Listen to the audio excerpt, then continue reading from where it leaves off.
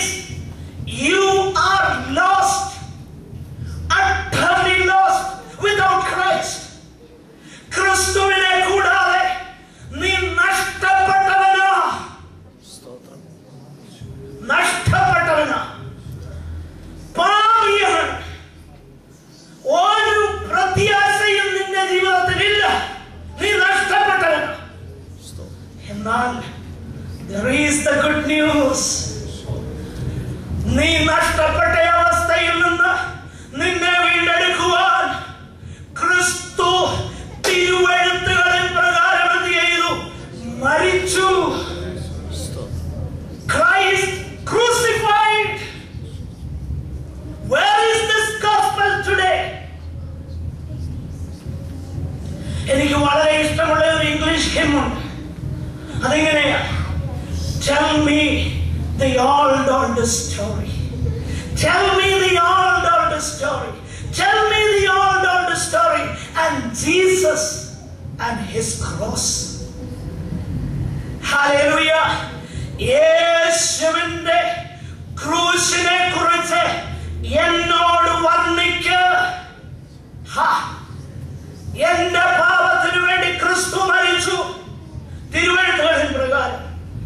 എന്റെ പാപത്തിനു വേണ്ടി ക്രിസ്തു അടക്കപ്പെട്ടു, ക്രിസ്തു ഉയർത്തെഴുന്നേറ്റു. ഈ സുവിശേഷം യവനന്മാർക്ക് ഭോഷത്വമാണ്. അതുകൊണ്ടാണ് തെസ്സലോനിക്കയിൽ നിന്ന് നേരെ ചെന്നത് ഏഥൻസിലേക്ക്. ബെരോവ കഴിഞ്ഞിട്ട് ഏഥൻസിൽ ചെന്ന് ഫിലോസഫേഴ്സിനോട് ക്രൂശിക്കപ്പെട്ട ക്രിസ്തുവിനെ കുറിച്ച് പറഞ്ഞപ്പോൾ most of them jeered at Paul. അങ്ങനെ എഴുതിയേക്കുന്നു. മരിച്ചവരുടെ പുനരുത്ഥാനത്തെ കുറിച്ച് കേട്ടപ്പോൾ ചിലരെന്ത് ചെയ്തെന്ന് അറിയാമോ? പരിഹസിച്ചു. പൗലോസിന് പഠിച്ചവരുടെ ഇടയിലും ഈ സുവിശേഷമേ പറയാനുള്ളൂ. അക്ഷരാഭ്യാസമില്ലാത്ത ലുസ്ത്രയിൽ ചെന്നപ്പോഴും ഈ സുവിശേഷമാണ് പറയാനുള്ളത്.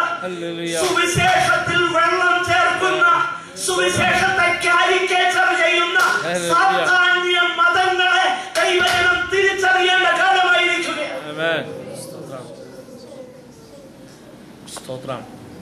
I could go on and on and on.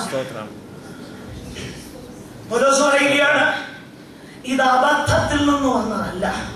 യവനന്മാര് കളിയാക്കട്ടെ, അത് ഞങ്ങൾക്ക് വിഷയമല്ല. യഹൂദൻ അത് ഇടർച്ചയാ, ക്രോസ് ഇടർച്ചയാ.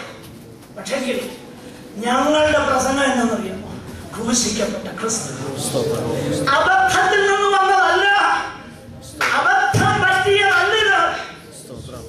ഈ സുവിശേഷം സത്യം. എനിക്കതിനെ കുറിച്ച് വളരെ വിശദീകരിക്കാനുണ്ടെങ്കിൽ ഞാൻ അവസാനിപ്പിക്കുക.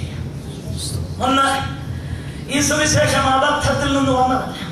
താഴോട്ട് പല കാര്യങ്ങളുണ്ട്. അത് കർത്താവിന്റെ വരവ് താമസിച്ചാണ്. അടുത്ത ആഴ്ചയിൽ നമുക്ക് ചിന്തിക്കാം. നല്ലൊരു നിമിഷം നമ്മുടെ കണ്ണുകളെ നമുക്ക് നടക്കാം ദൈവസന്നിധാനത്തിൽ. ഓ, ദൈവത്തിന്റെ മഹാസ്നേഹമെത്ര വലുതാണ്. ക്രിസ്തുവോ നാം പാപികളായിരിക്കുമ്പോൾ തന്നെ, നാം അഭക്തരായിരിക്കുമ്പോൾ, നാം ദൈവത്തോട് ശത്രുക്കളായിരിക്കുമ്പോൾ തന്നെ സ്വന്തം പുത്രനെ നമുക്ക് വേണ്ടി തന്നെങ്കിൽ വരുവാനുള്ള കോപത്തിൽ നിന്ന് നാം എത്രയധികമായി രക്ഷിക്കപ്പെടും. ദൈവമക്കളുടെ ഭാഗ്യം എത്ര വലുതാ. ഹല്ലേലൂയ.